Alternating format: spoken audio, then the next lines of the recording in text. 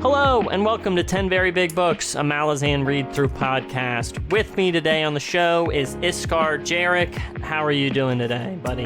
I'm good. I'm excited for this one. Yeah, it's a special episode. We just finished our read-through of A Sail, which kind of puts a pin on our discussions of the Malazan Empire miniseries. So we are delighted today to welcome the author of those books, Ian Cameron Esslemont, to the show. Hello, welcome. How are you doing? Hello. Thanks for inviting me. It's great to be here. It's fantastic to meet you guys. Yeah, of course. The pleasure's ours. 100%. So, let's hop into it, I would just be curious, when you're reading, when you're watching a movie, when you're watching TV, what makes you think, like, this is a great story? Well, I think if it touches my emotions, mostly, I think it really has to reach inside and touch something inside you. And that's what makes it memorable and worthwhile. I think that's the first most important thing, to catch you. Kind of draw you into it that way. Nice. Just a little interested. So we were talking a bit before we got on the mic about, I asked you had spent some time in Japan, which is where I'm at now. And you were saying you were traveling around Southeast Asia. Were you traveling for work? Well, I was working. I was teaching English at a university in Bangkok. Whenever I had time off, my wife and we would immediately venture forth wherever we could, travel through Cambodia, Laos, and then down Malaysia, Indonesia. And then when we finished up, we went and spent some time in India as well. And then, like I said, I accepted a contract to teach English in Japan. Do you feel like those experiences influenced your writing? I think so. Yeah. I mean, I had traveled through Central America as well, visiting archaeological sites. Mm-hmm. I've always enjoyed travel, and I really think it's fantastic, something anyone should do. And I think that that exposure and sort of trying to soak all that up as best I could really had an influence. Yeah, because I wondered, and actually people in the Discord were asking about, like martial arts and stuff, because people who, like the whole Segula stuff, wonder where some of that stuff comes from. Oh, when I came back to work here in the U.S., my boys got interested in Taekwondo, and so I studied Taekwondo for many years with them. But I'm a bit older, so I slid over to the tradition of Japanese swordsmanship, which is Iaido, which is traditional samurai swordsmanship. And I've done that for a number of years. Oh, wow. It's not not as hard on the joints. Nice. Did you ever try any kendo too? No, never kendo. Kendo is, I think, it's of course, it's much more active and aggressive. And I was more interested by that time, I was more interested in the philosophical side of swordsmanship out of that tradition. And is that from living in Japan, or that was just appealed to you because your kids are doing jujitsu or yeah? My reading and my interests before, I was always attracted to that, and I really enjoyed my time in Japan. The aesthetic and all the rest really appeals to me personally. Now, I know, I believe Jakuruku is based on, it's eluding me, I want to say. Parts of it are sort of a Southeast Asian jungle region, you could call. Yeah, kind of a vague amalgamation or a type of inspiration. And then another part is more of a steppe, sort of, with tribes, more of sort of a horse con tribes. And there's a mix. Yeah. Well, I only ask because, obviously, we just read through these first six, and they really take place across a variety of different stuff, in a lot of different settings, a lot of different types of stories. And I wonder how you kind of decide where you kind of want to go next and what kind of story you want to tackle. How much of it is based on geography? How much of it is based on, like, the characters? And I'm also curious because I have to imagine there's a commercial element to it. Of course, if you're writing about, the backstory to some character that has been shown before, this thing that's more related, there's more of an appeal, so to speak, than if you just completely went off to a distant continent, So I wonder, how do you kind of balance these things and how you ultimately make that decision? Well, of course, originally Steve and I had split things up, sort of a list, and he had like 10 or so things that he wanted to do in the world, and I had 10 or so that I said I'd be interested in doing. So, and there was no actual overlap or dispute in those lists. We each had our own interests. And then my coming in later, I pursued that list and went where I thought there were larger holes that could be filled. And we shared each other's characters. We just mixed them up, and I just use who I think is needed for that story, or who is an interesting, amusing character who could show up at that time or might be nearby. We try, to get it right. I'm sure that a couple times we made some missteps, but it's a big project. Sure, of course.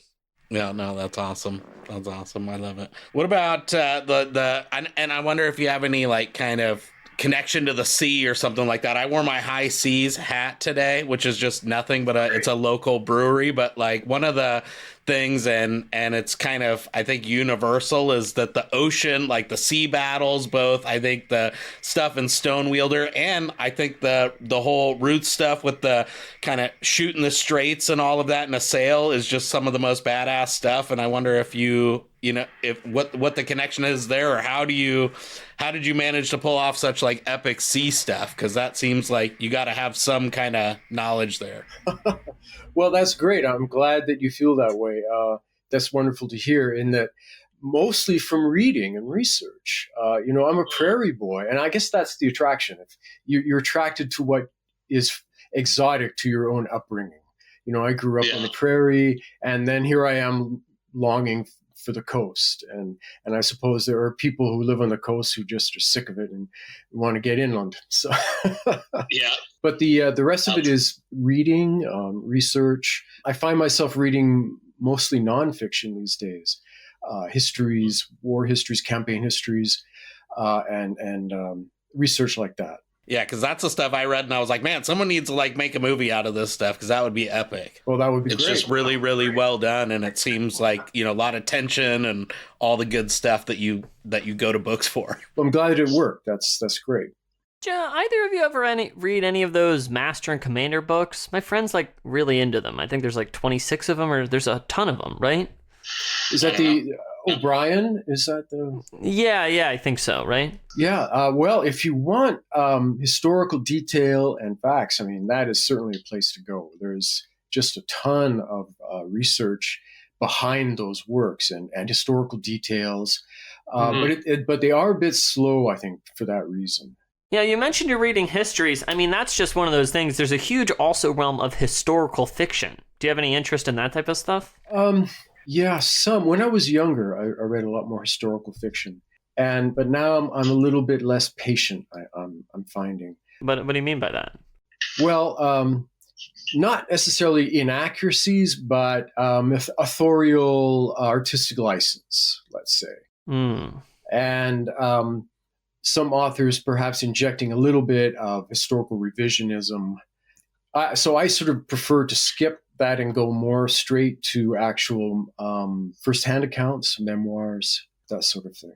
Interesting. That's really interesting. Yeah, and I don't know, Pete, if you mind if I jump in, but that's like, it kind of touches on one of the areas. That's what I was going to do. Nice, do it. Okay, yeah, no, because pulling back the veil, I think it feels like that's like a thing, that runs through your books, because you have some like familiarity with some of these characters and things like that, and it's always kind of like almost kind of calling BS or really peeling back the curtain on here's like, and the events that like, I'm thinking about Path to Ascendancy, and I don't mean to, but I think even in like Knight of Knives and things like that, where it's like the actuality of these like things that have grown to kind of mythological status played out differently than the kind of common conception. And I just felt like that was kind of, maybe you were channeling some of that, what you were just talking about in there throughout the book, all of the books. All the books. It's always, we're definitely calling into question the accepted wisdom and also perspective. Every character has their own view of the events, and one's account would differ from anyone else's account who may have been present in the very same events.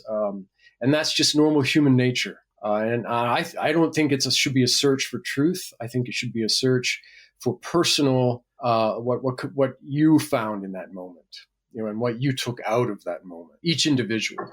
Yeah, because it's fascinating to see, all the kind of, because I think, even not just Night of Knives, which is, that was like kind of a defining thing in the Book of the Fallen, is like that's what set off a lot of the, kind of internal stuff and whatever. But I think all the way through, like you're doing it with a lot of different characters. I love the Master Golan and the bookkeeper guy who's like going along in Blood and Bone, and the journal of the ever victorious army and all that stuff, and just kind of like you kind of see firsthand how they're massaging it all and whatever and making it into. Yeah, and I hope this will help the reader sort of cast a more skeptical eye on accepted histories and accepted versions, especially when the authors have perhaps something to hide or something to convey, and they're trying to sort of make themselves look better, perhaps. And we always need to be skeptical readers. Mm-hmm. So as not to be deceived. What I wanted to ask was to link onto this subject about Night of Knives, which I think is, it's this kind of shorter one. But my understanding is that you had written Return of the Crimson Guard before this. Both. Night of Knives and Crimson Guard were written way back. But I think maybe Return was finished, or a version of it was finished before Night of Knives. I think, yeah, that could be the case. But both of them were done way back in the 80s. And have, if we looked at them now, they'd be very, almost unrecognizable, very, very different, because we've changed things since then. But yeah, those were the earliest completed manuscripts. And then we did some screenplays too, Steve and I. Yeah, I recall. I mean, wasn't Gardens of the Moon originally a screenplay the two of you guys wrote? Yeah, we did it as a screenplay after we gamed it. And then so the first written version of it out of the game was a screenplay.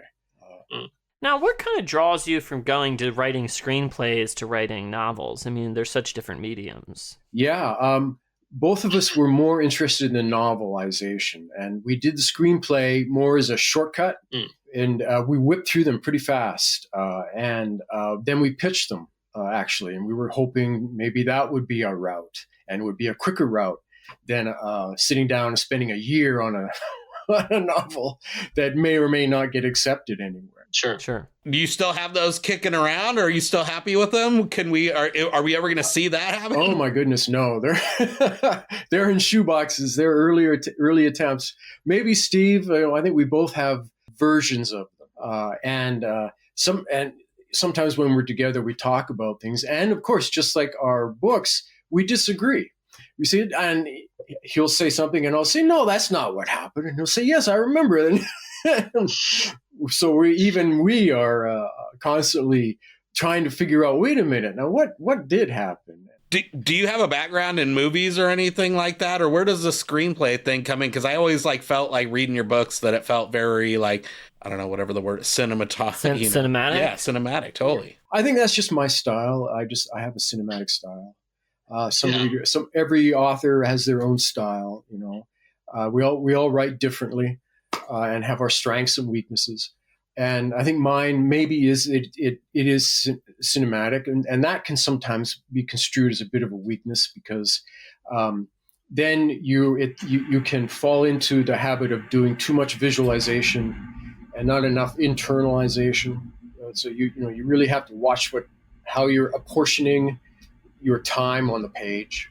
But also I studied writing, and part of the writing you study screenplays and format and that kind of thing. You read some and you get a feel for it as a genre, because it really is a very separate genre. I mean, just because you can write a novel doesn't mean you can write a screenplay. Yeah. And then screenplays or even end up different than the movies, that if they're essentially two different things entirely. So they're serving the screen. Right? And that's a different art form. So it shouldn't be identical to the print. You got a movie you love? What's a movie you love? A movie that I love. Well, I'm a child of the '80s, and I'm getting on a bit. I love Blade Runner, and I still do. I really admire that film because it raises so many questions, deep questions about human nature. What makes you human, and what is human, and those are all just wonderful questions. And so that film really spoke to me. Did you read that Philip K. Dick story? Actually, I've never read that one. Yeah, Do Androids Dream of Electric Sheep? There's a lot of ecological stuff in the novel that didn't get into the film, but that just would have slowed the film down. Yeah, I could see how it's time to eschew that if you're... Yeah, the philosophical stuff is huge. That's one of the things I think really shines in the whole stone wielder thing, but on both sides, actually. But I love the stuff at the end with, the whole storm guard and just, kind of realize, and actually kind of ties in with the Talon Imath stuff, which is kind of a through line, I think, of the books, too. And just these people, it's like they're hyper committed and they're like, there's like honorable people on all these things, even like the Segula and Orb Scepter throne. They're super like, honorable and good and whatever and like admirable. And, and like they're fighting for these crazy causes and stuff. What Steve and I wanted to do was if we had contending parties or races that are introduced, we try and do them full justice and give them just as much fleshing out and roundness as any sort of main character or main contender in a conflict. And so both sides have their reasons for what they're doing, and they deserve the full attention. And of course, another through line for the world is the moral grayness. There's no complete right or wrong. It's shades of gray. At least that's what I hope we're getting across. That's what, and I have no philosophy background. For me, it was like, what does it mean to be a good person? It's like Jan, in Orb Scepter Throne, it's like that guy is the dude. He's like, you know what I mean? It's like, that's who you would love to have like a son, somebody do, you know what I mean? That's just like epic. But then it's like the underlying, and he's kind of got the wool. And so I just love that whole thing. And I think you see the Stormguard thing, even the whole, Malazan side of that whole conflict in Stonewielder too. I think that was really, really well done. So I appreciated the philosophy as a total newbie. Well, for us, we hope that we see people in crisis, people who are in being tested, and it's the test that reveals the character. And so some react one way and some react the other way, and it's. That's the test of crisis. Yeah, I mean, when you're tested, your virtues and values really show themselves ultimately when you have to make those decisions. And I'm speaking on this. I mean, I really think when you're talking about virtues and values reflected through these series, I mean, the way, if we talk about the Book of the Fallen, in those 10 books, I mean, ultimately, they're painting a type of values through a type of continuity they have, and kind of more of a statements being made in the later books, especially in the end, right? And I just wonder, I mean, they're like loosely connected, but also pretty connected. And I wonder how much you thought to try and make a statement as a united 6 with these 6 books, or if you were trying to have them more separated. How much were you trying to have a continuity between them? And how important that is for you when you're thinking about writing multiple books that are connected? These 6 aren't as much as a connected follow-through, say, as Steve's 10. They're sure, definitely. Certainly more disparate in place and character. But what I hope is that what comes through is that the same philosophical issues are being looked at again and again and again. Questions of loyalty, questions of betrayal. And things like friendship and other themes that are sort of being examined through different lenses in different books. And I hope that that's a continuity that comes through, right through to a sale. Lanastog definitely tops it off as one of the epic villains for me. So that no, but I think I think if you like, and I'm curious, just kind of going off Pete's thing, because it seems to me like Knight of Knives is really going to be like the end ultimately, maybe, of like the Path to Ascendancy stuff. But the whole Crimson Guard really does run through, what I mean, Return of the Crimson Guard through Assail, and I love the parallel there with the Talon Imas and the whole Lanastog, kind of stuff. But just in general, it's like they're basically redoing the same, and it's really tragic when you find it out. Yeah, well, and so from the question being, about that continuity, and it's true. They're a main thread, but it's not the books of the Crimson Guard, right? And so Totally. they show up and they're important. But the reason that we're sort of I remember people have raised the question about, well, it's the books of the Malazan Empire, but we're not following the Malazan Empire. What's going on? So, for example, it's more, that's the sort of the name for the period. So if you think about, say, the Roman age or the Victorian age, it's a political entity that's lent its name to that period. Yeah. And so these tales come out of that period, and one of the entities being examined is the empire itself, but also its enemy. It's avowed enemy, the Crimson Guard.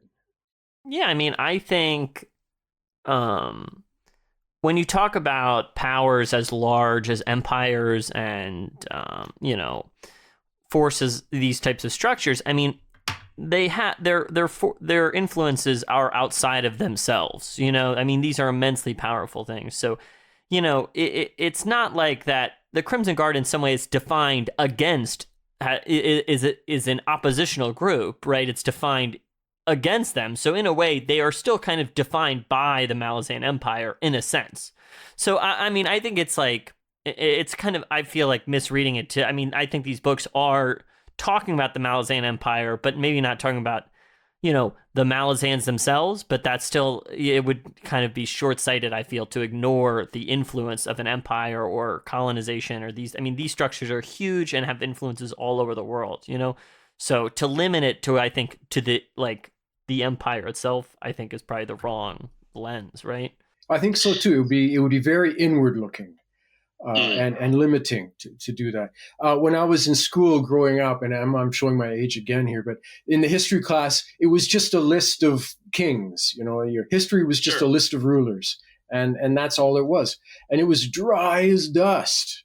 There was no life to it, and so that's definitely something I think that Steve and I wanted to avoid completely. No. I mean, that's a whole other subject. In fact, I was just studying some Japanese history the other day, and some part it's such a different contrast, coming from America, which of course there's a large focus on the presidents, in the way contemporary American history is taught.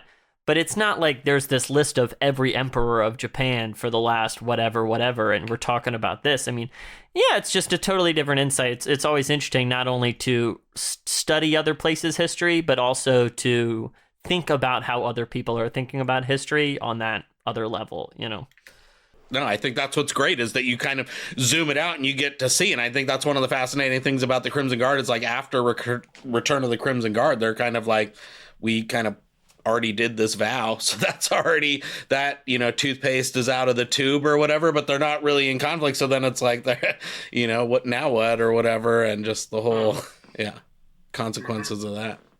There's lots of other events that are sort of alluded to, like the invasion of Stratum or other things that we could always do, but we at least I and Steve, I'm sure, chose what we did because we thought that it suited a particular theme or story that we wanted to tell. So we chose our historical periods and settings with an eye to that.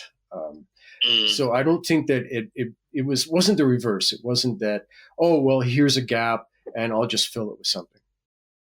I mean, I think that's the right call, ultimately. Obviously, if there's like a reason or there's some interesting story you think to be told through like the invasion of Stratum, right? One of these like classic things we all know, then it's like, of course, it's probably good to go there, But I think if you're going there for the sake of going there, maybe that's, I don't know.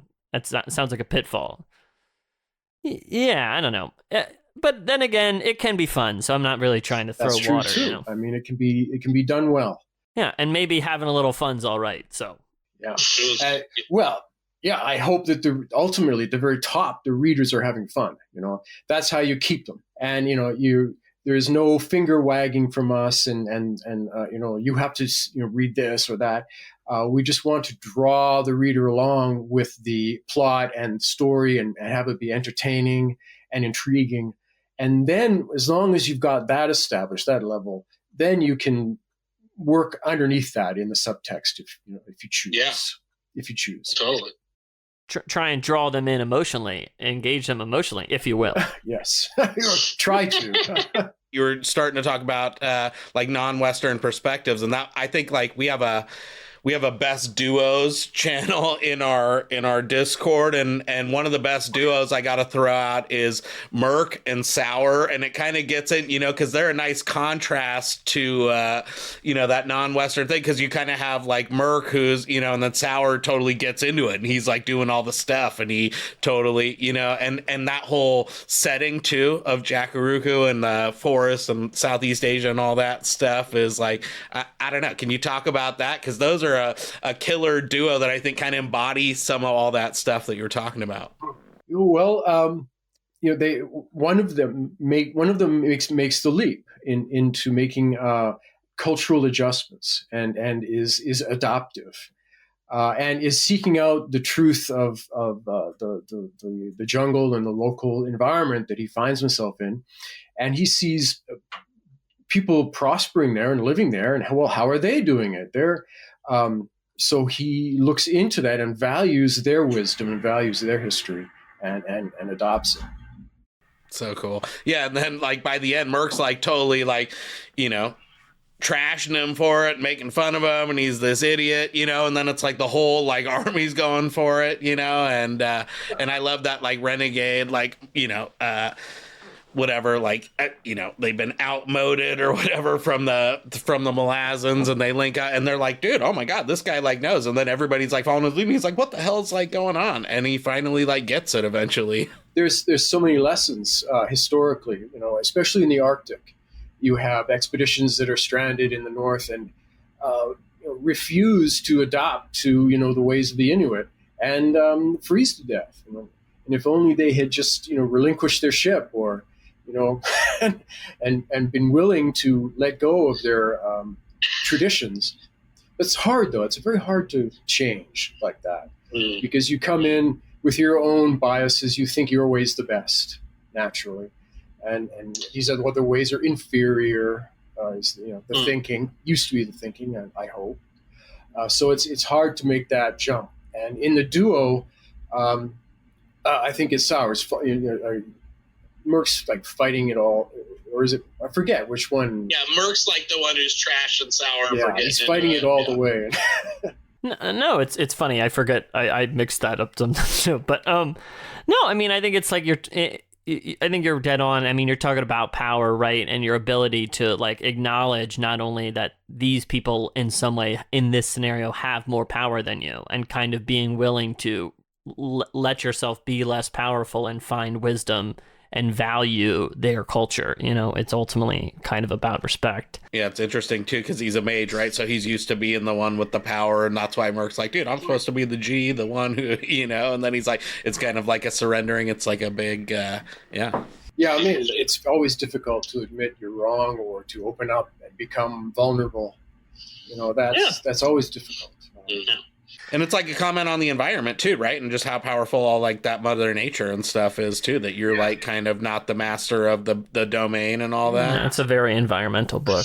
In that sense, like Himatan is very powerful as an organic whole. And those who respect that are prospering within it. No. Rogue side question. I know since we're talking, we're so related in this realm, I guess, but the Stone Wielder, I hear there's some inspiration from the Imperial Treasures of Japan. Confirm, deny, true, false? Oh, that's interesting. I'm not sure. What's the what's the inspiration? Well, I had read about the different parts of the different chain parts of it. I this is weird though, because I had read this somewhere. This wasn't my opinion. I thought this was like a confirmed inspiration. It doesn't ring a bell. I mean, I may have forgotten, but it doesn't come to mind. Well, there you go. Solve that one, I guess. Who knows? Maybe I'm wrong. I don't know. Seems like you're authoritative on what inspired you about it. I do seem to have a thing about weapons, though. I've come up with far more magical weapons, I think, than Steve has. Yeah, but magical weapons are great. So I mean, in my mind, the more the merrier.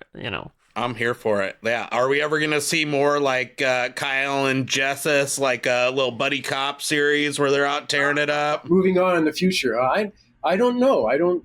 Interesting idea. You have to see where they might be and where I am in the timeline for my future projects. Knock on wood, as they say, as we get to them. Are you aware? I don't know if you even or what your thoughts are, but there's like there's somewhat of a controversy, which I personally am surprised on. But like people are debating who Jessus ultimately is. Does that surprise you or? No, I'm not surprised. That was a difficult one, and in the game, when we gamed that character arc, that was Rick. That was Anomander. Wow. Originally. Wow. Originally. Yeah. Yes. That's how I ran the game, and he was very powerful by this point. Too powerful, frankly. And he kept breaking his weapons and destroying them because he was so strong.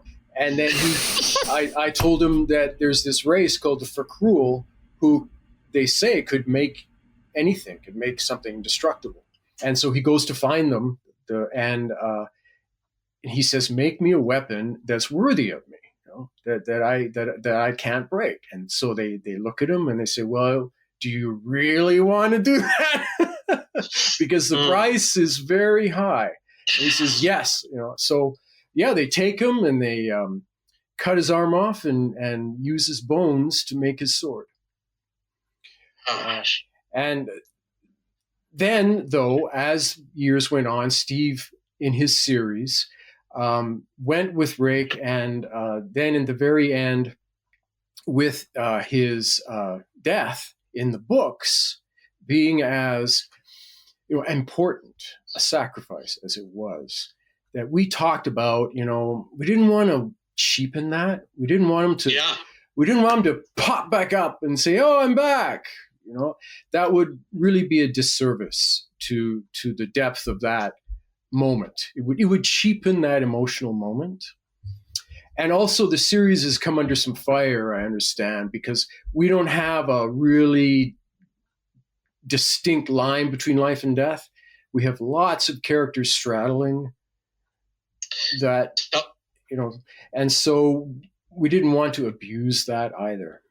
I'm so excited to hear that because it is, what I thought too, and also the reason why I thought it wasn't that, but you just gave a lot of ammo to the people who, were ride or die for that originally. So that's a bombshell.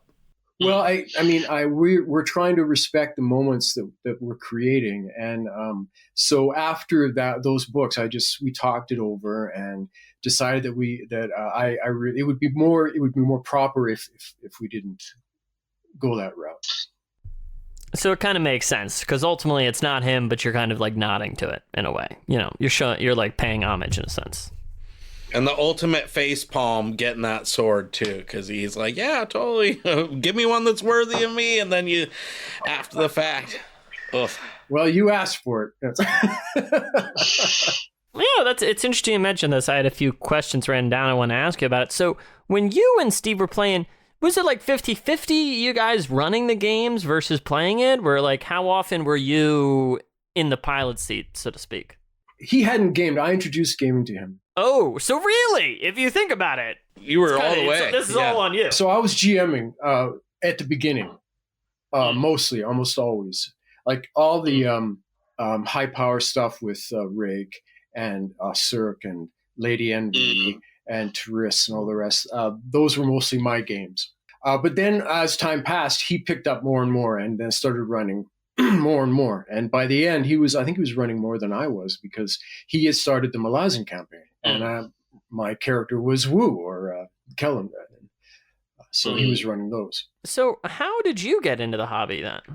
I found it in high school. I found D&D books, and I was a voracious fantasy reader, and I just had read tons of it.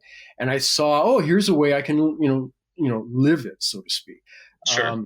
The first groups I was with, it was sort of, it wasn't very satisfactory. It didn't really gel. It didn't take off. But then by the time I started University of Manitoba, there was a gaming club there. And these guys were great. And we really had a great gang of gamers there. And it really took off. Wow. Do you still play nowadays? No, not anymore. I'm sadly, I'm writing, and it's hard to pull a gang together up here in Alaska. What takes you to Alaska? Is that family, or what? What's the connection there? Work. I was up here doing my master's in creative writing I met my wife, and we went off and traveled and worked, and then a job opening came up here. And both of us enjoyed it. Like, I know people come up here and they don't like it. It's it's just not for them. The dark, the cold. And fair enough. It's just not for you. But we both enjoyed it, so we were willing to come back.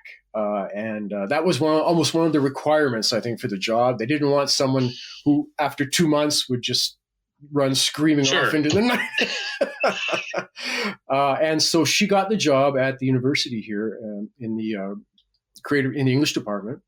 And so we packed up and drove the Elcan back up north.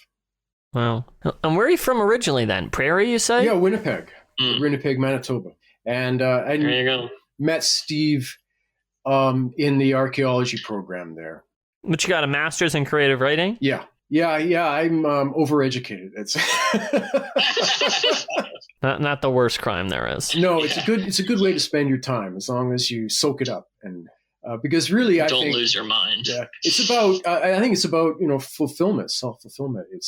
I don't like to see education framed as a career path, like a way to make more money. I think it's more about becoming a more literate person and a person better able to appreciate the cultural heritage that they have and make better choices. I would hope it's a good on its own right. That's all it is. Yes, I think so. I don't like to see it being framed as some kind of income earner or something. It's not. It's getting hijacked because they're charging you hundreds of thousands of dollars to make that happen now. At certain schools, yes, but the state system is perfectly valid. Public education, let's get it.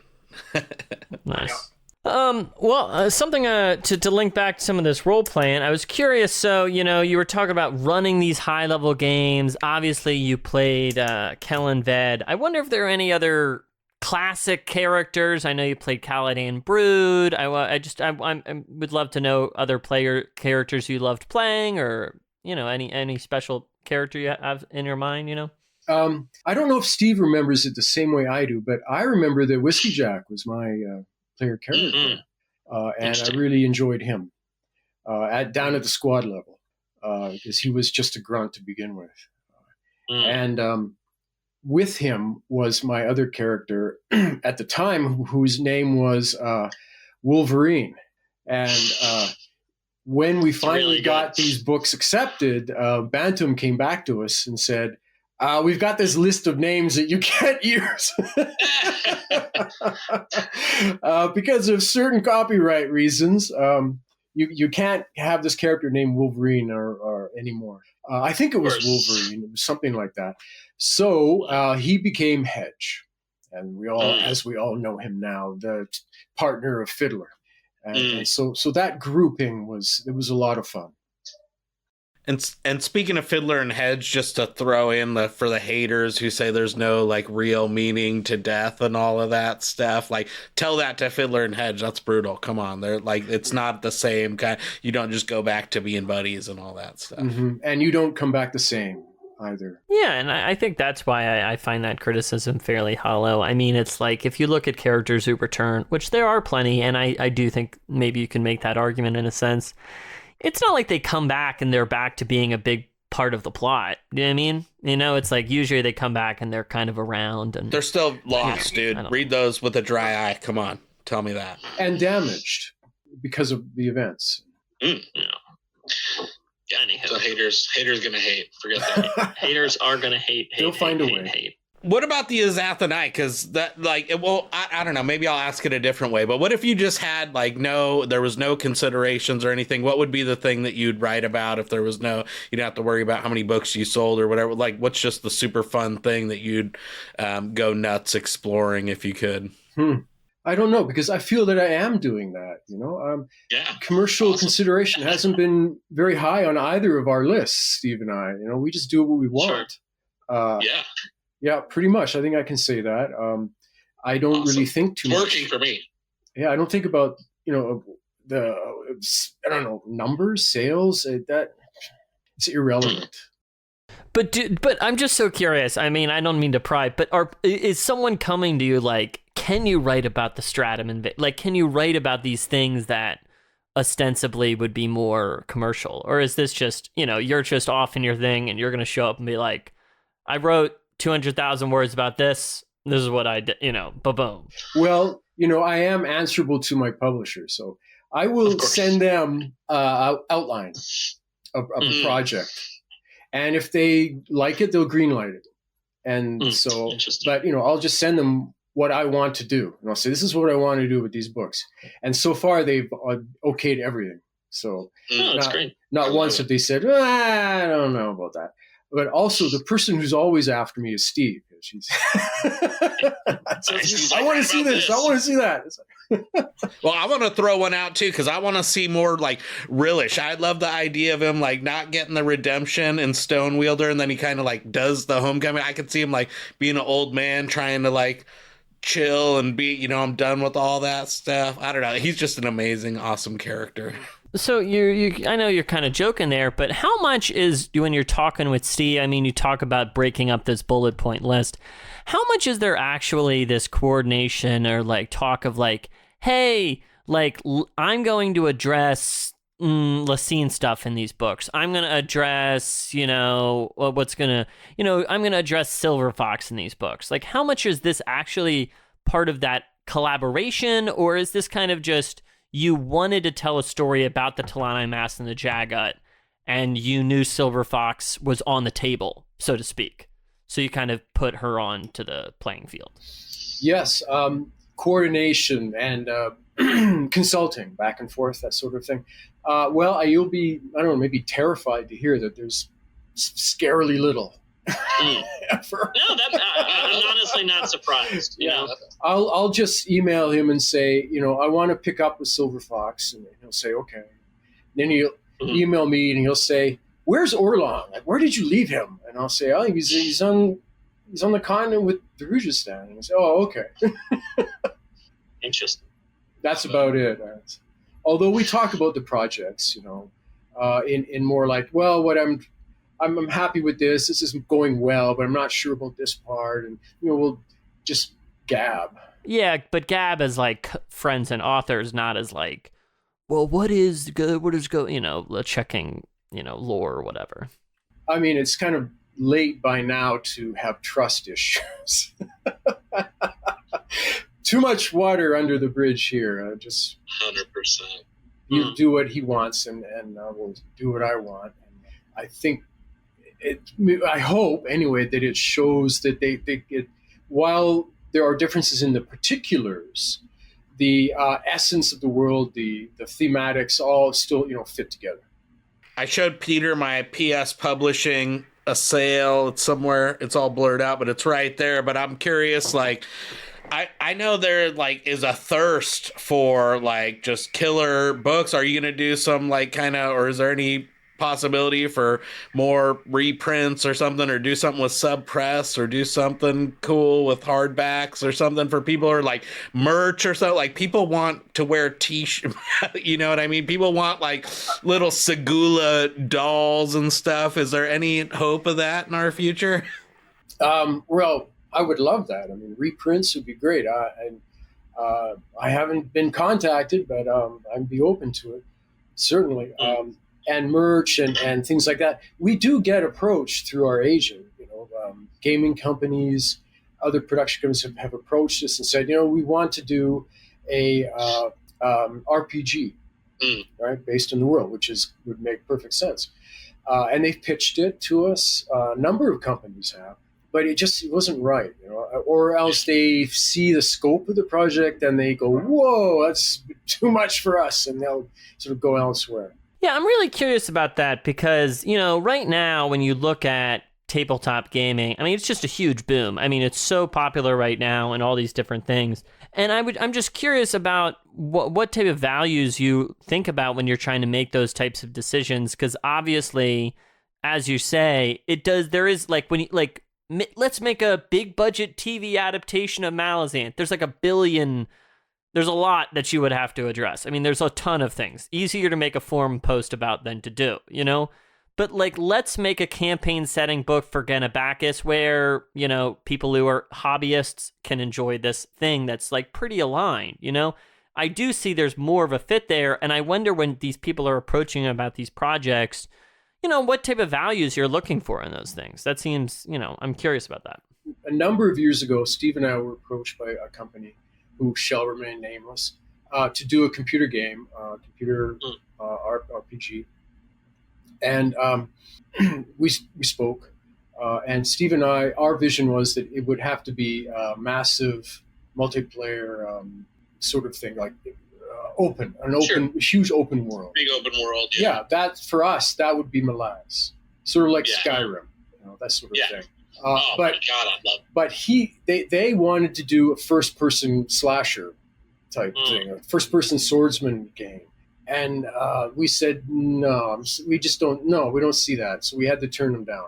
No, that could, like the Assassin's Creed where you just run like 50 miles and it's just all these different worlds. Yeah. I'm into that. Like, even just t-shirt. You need someone who's just really good at the internet and just like puts up cool stuff, or call the Funko Pop. Like, man.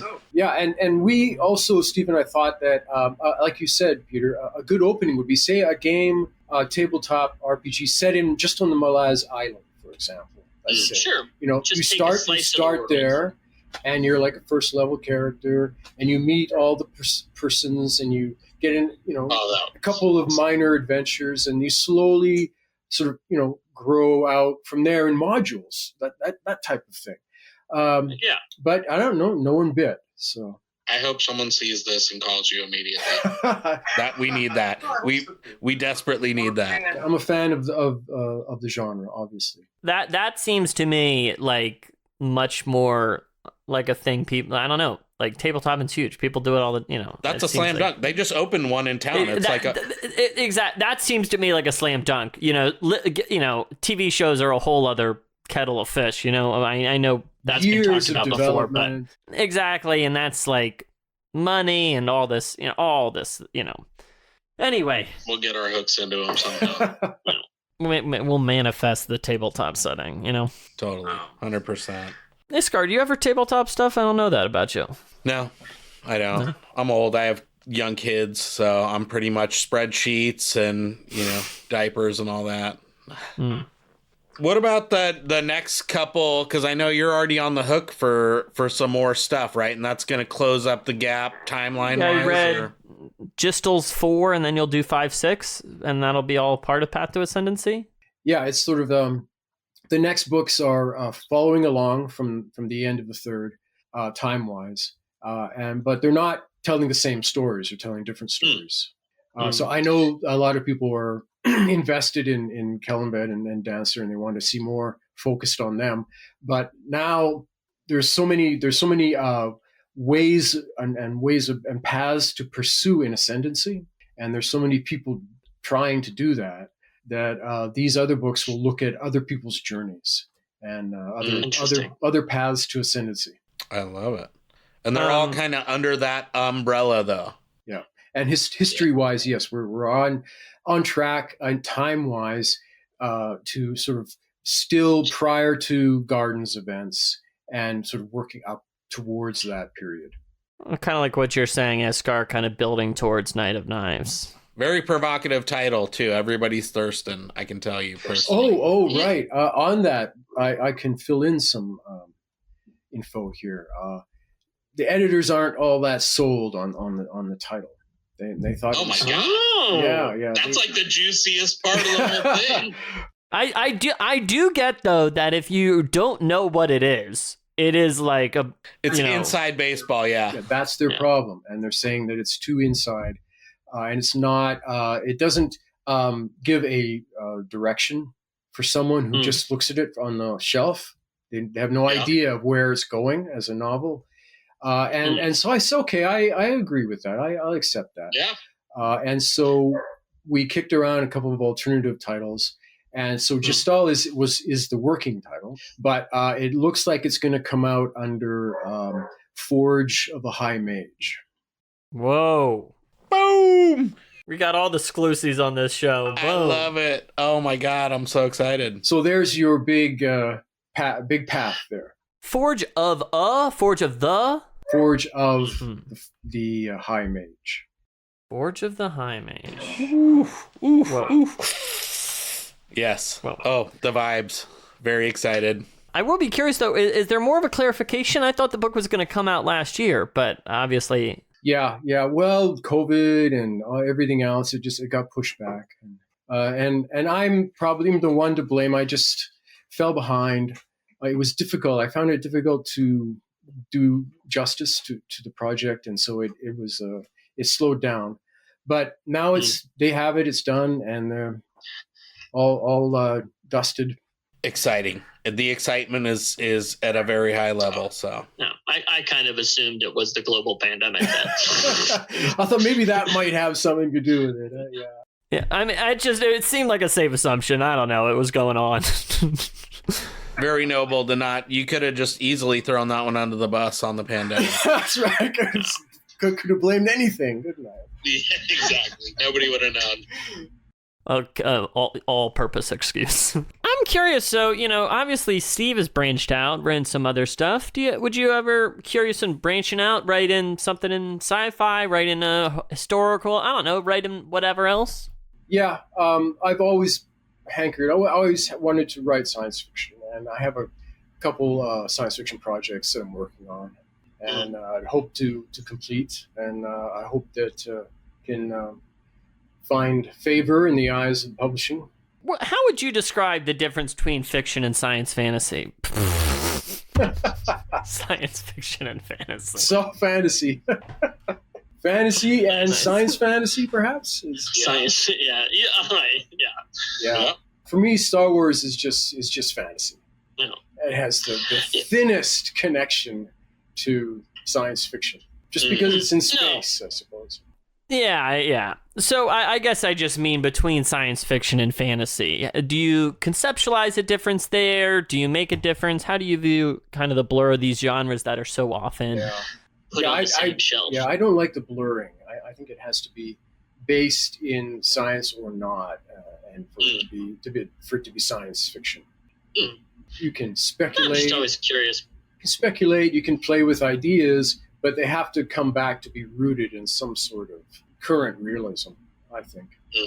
Do you watch any of that stuff like on YouTube or anything, like the crazy science? Because you talked earlier about just philosophy and stuff like that, but like when you go hardcore into like particle physics and all of that and these like double slit experiments, or it kind of does get back to as hardcore as the science gets, then at some point it becomes philosophical again. Are you into that kind of stuff, or not the hard science like physics, but more biology and environmentalism, ecological thinking, and evolution. I mean, I think there's something. I mean, science is about communing with the unknown in a way. So, I mean, it's about exploring the world. So, sure, you can do that in a number of ways. Of course. And what draws you more to like just is it just spending time in nature that your ecology, biology type of has that more of a draw? I don't know. Maybe it's just I feel I can tell the stories there are more compelling to me. I don't know. Mm-hmm. They draw me more. And also, of course, the time, the things that we're facing. That there is an existential threat right there that is so looming and is deserving of attention. Do you feel that more because you're in Alaska too? So you're like kind of on the front lines of a lot of the crazy stuff that just like environmentally, at least I see the, YouTubes of all these glaciers tumbling down and all that. Some of it, yes. But of course, there's just people who can interpret that in any way they wish, unfortunately. We're in a crazy time. Yeah, but I mean, I think that's one of those things when you talk about the crisis our environment's in. I mean, that is such a wide-ranging effect, and I mean, it's even outside. I mean, so much of the U.S. has wildfires all the time, the worst wildfires there's ever been. I mean, this is going to have huge effects everywhere. So, I mean, definitely Alaska's having problems too, I'm sure. So, unfortunately. Yeah. So the science fiction that's interesting me right now would be dealing with those sort of issues. Yeah, I feel like actually a lot of contemporary speculative fiction is starting to grapple with that, or when you're talking about imagining the future, a lot of them deal with climate crisis stuff, because I think and I actually talked to Steve about this when I talked to him for God Is Not Willing, which obviously has that vein of talking about climate. I just think it's, it's on people's mind, and whatever's going on in authors' lives kind of end up getting reflected in their work. So I think it's kind of natural that you end up seeing it in that. That's true. Have either of you guys read the Tough Voyaging, the George R.R. Martin Tough? I forget what his last name is, but he's kind of like it's a science fiction thing, but it deals with all kinds of philosophy and stuff. And he goes around. He has this like Ark ship, and he can make biological stuff from his computer records that they have of all these things, but it's like grappling with the same kinds of problems that people have here in overpopulation. It's a great thing, and just kind of reminded me of that one. No, I haven't read that. Have you considered doing a George R. R. Martin and maybe just ghosting this series to just go work on some other stuff? Is that a request?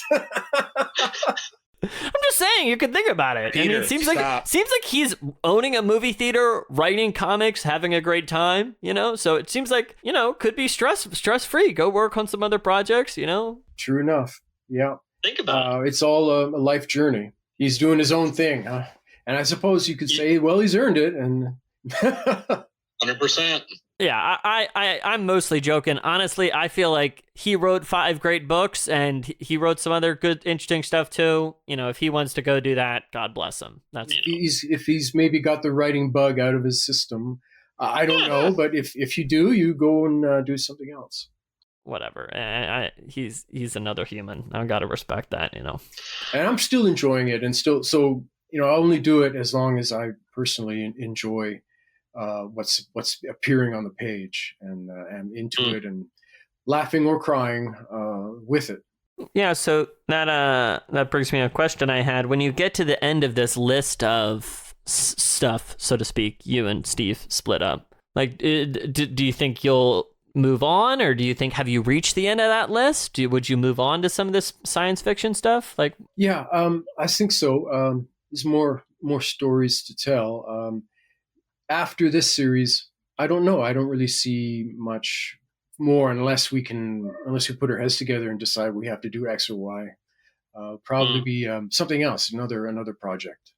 Interesting. So you would think maybe after this Path to the Ascendancy wraps up, you'd look elsewhere. Yeah, I think so. Unless people are saying, well, there's so much more to do up in the north of Genebagus or whatever, and which is true, but it would have to be a very compelling story.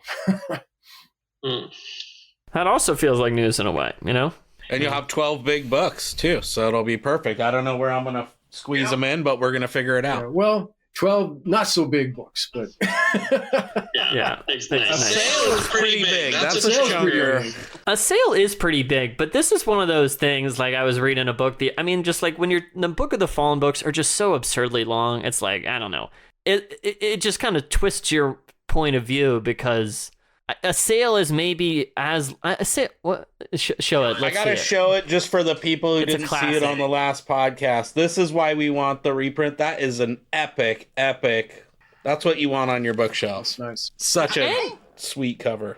I just love good old fashioned fantasy art. You know, I know it's like, you know, it's all driven by publishing and what sells, but you know, the modern fantasy art style, I'm just like, you know, the 70s, 80s of like just weird dudes on stuff is way more, I don't know. There's something campy and charming I find about it, you know? Well, you know, you're talking to someone who may have gotten into it just because of the Frazetta covers. I mean, 100%. I'm just a Frazetta fan. I really love his stuff.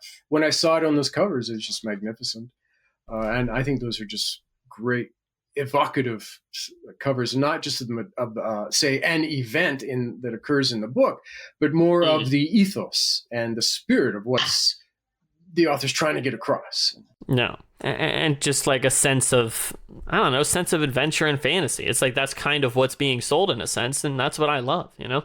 I think Steve and I have been very lucky. I think overall, I think we've got we're both very pleased with our covers, and especially me. I'm very happy with them. I think they're great. So I've been very lucky, I think, in my cover art. I don't know if you ever do this, but there's like a lot of just fan art for Malazan stuff, and I highly recommend just Googling that because there's so much like epic fan art from a lot of really, really talented people. You know, I don't, and maybe I should, but I'm also worried about being influenced a little bit by what I see. Yeah. So it's like, well, for now, I won't go there.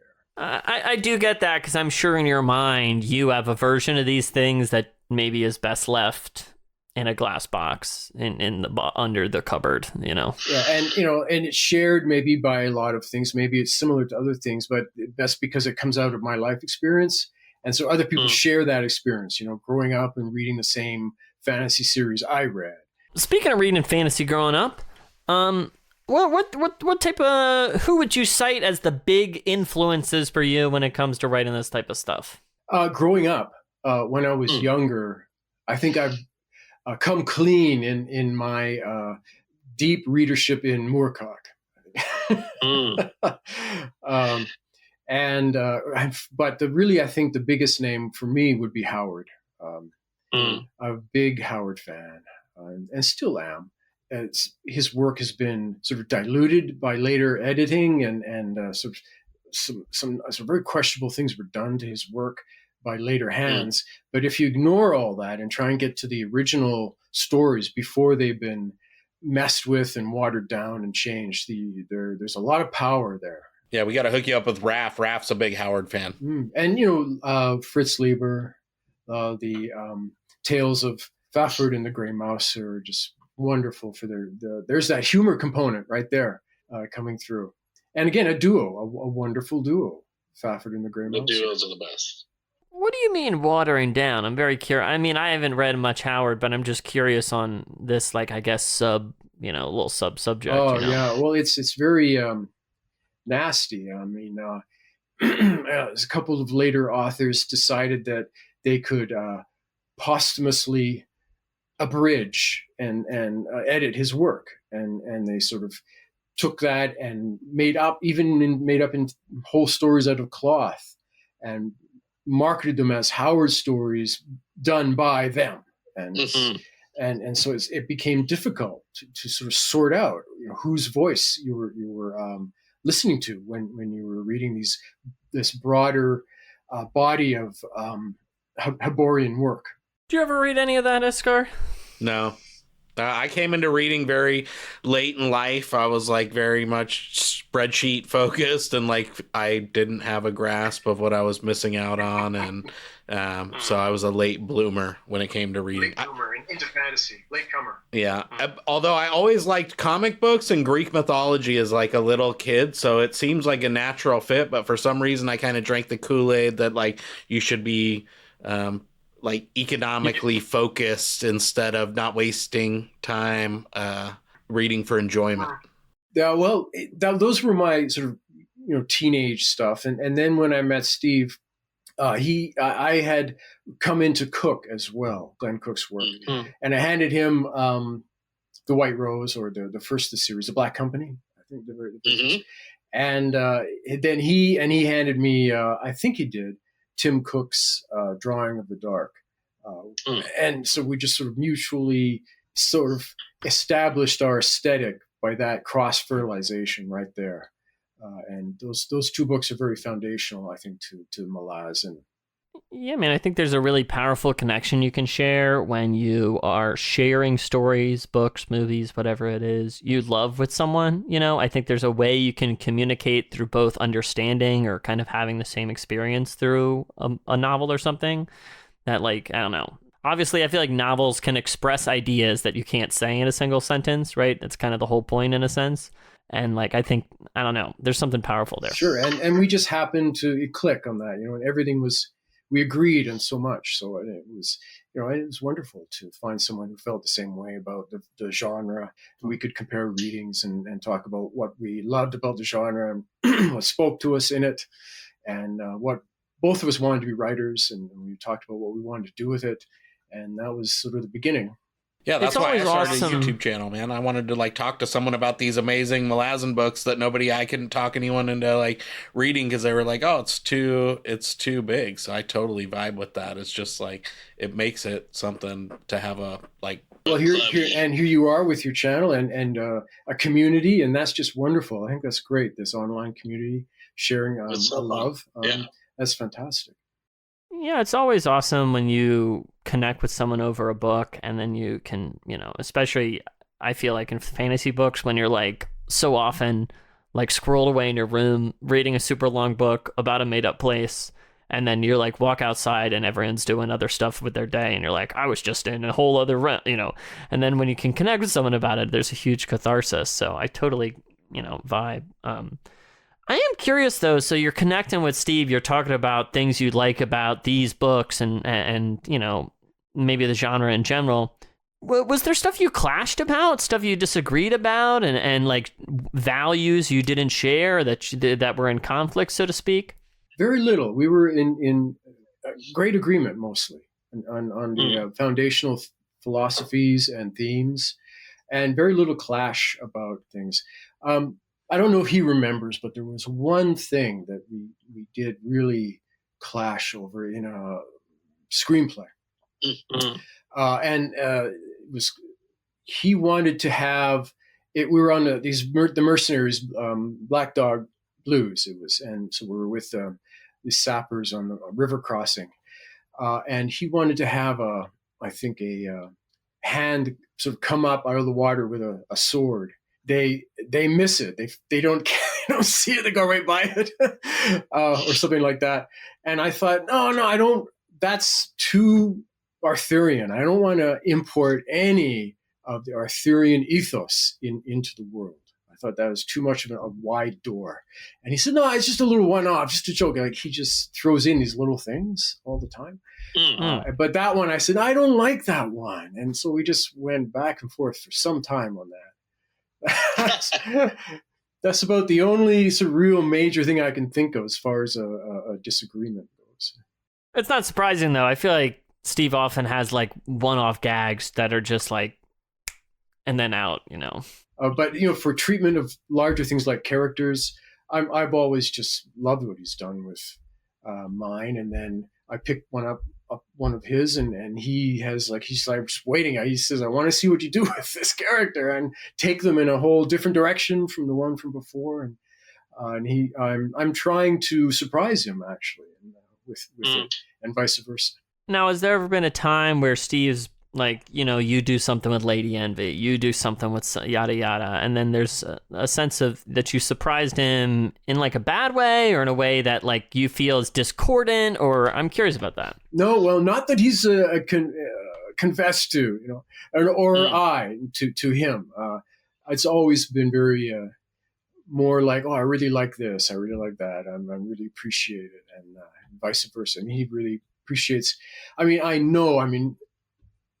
Krupp, for example, I can't do his Krupp, I'll do my Krupp.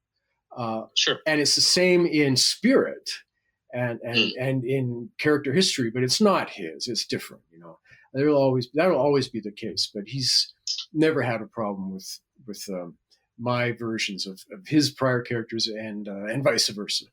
What about like elaborating? Because like Tay Shren is not really, you never see Tay Shren that much on the Book of the Fallen side, and you never get a POV, I guess, of him from you, but you at least, like, I don't know, I feel like there's more. I wouldn't say you make him necessarily likable, but you at least understand him better. He's not just this kind of referred to character and kind of all that complexity. Is it fun to try and like take something like that where there's just like a tiny little snippet and then kind of blow it up? Well, yeah, I think it's a great authorial point of view challenge to take a character who is, universally disliked or who is very, an unlikable person, and then get into them and see why they are the way they are and why they tick that way, and then be able to make them sympathetic to the reader. And that's a real challenge. And if you can pull that off, I think you've really done something amazing. And I would hope to be able to pull that off. Yeah, no, sympathetic is a great word. Yeah, because it's not like you're like, yeah, I want to go out and get a beer with Tay Shren after that. But like, no, you definitely like kind of develop that empathy and kind of get to put yourself in that shoe a little bit better and have a greater understanding. So yeah, I think so. It also feels like an authorial challenge just from knowing that, when someone picks up this book, they've read a few other books and they have some preconceived notion of who Krupp is and the way Krupp's written and like what the feel of that character is. So it feels like it's another thing to be able to balance that expectation and to also have them understand that like this is Krupp, it is the same person, but like it's a kind of different version, and I don't know, it seems like a kind of difficult needle to thread. Well, it was very intimidating. I mean, I was very, very. I imagine. I was very hesitant, and I spoke that to Stephen, and he said, "Oh no, don't worry about it. Just go for it." And I knew that some people might not like that, but that's them. They if they choose to be that way as readers with blinkers, then they can do that, and that's their choice. Has there been a character that you've thought about taking on that you didn't because you just thought it wasn't going to be the right choice? I never considered taking on, say, Anna Banderas.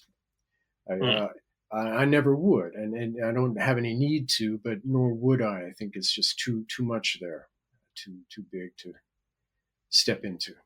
So far, no need has arisen, but if it did, then I would, if it was necessary for the story. Iskar, you have any final questions or something? No, I mean, I feel like we've so monopolized your more than generous time already. I'm like looking through my list. I could talk all day long, obviously, and I have like a million more questions. But no, you've been so generous, and it's been actually just so much fun too. And you've dropped some absolute bombshells that I know everyone's going to be thirsting and salivating over. So.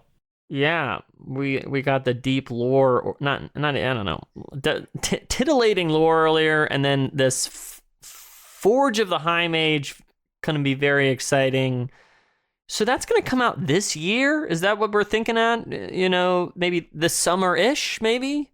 This fall-ish? I hope so, but because of the delays it's probably in the back of the queue. So we'll see. So no date assigned. No date assigned. No, I can't speak to that. But we can go harass Bantam and Tor. Get on it, people! Keyboard warriors, unite! Give me a date. Give me a date. And yeah. Well, just one of those things, like I just feel like every few months someone's like, there's a random date on Amazon. It's like confirmed, and I'm like, I don't know, guys. I feel like this is. It can change. Yeah, wishful thinking. They'll do what they want there and stick it on. This is gonna be good. We're excited. Yeah, well, thank you so much for coming on the show today. We really appreciate it. Oh, it's been great. Thank you for inviting me, and I just love the chance to talk about Malaz and the books, of course. And it's great to talk with you guys. I've been watching your videos and really enjoying your work, and I really appreciate it. Thank you. No, so much so fun. much. So much fun. Really enjoyed it. And honestly, I've watched all your interviews, and I think this one's just an extra edition. Everyone's going to be so pumped, and I can't wait to just watch it as a viewer, because you rocked it, and it was absolutely so much fun. And thanks to Pete for setting it up. Well, I'm glad that the podcast could have this mini series talk about these 6 books, and then be able to talk to him is a treat. So, all right. Well, that'll be all for us today. Thanks for tuning in. Goodbye.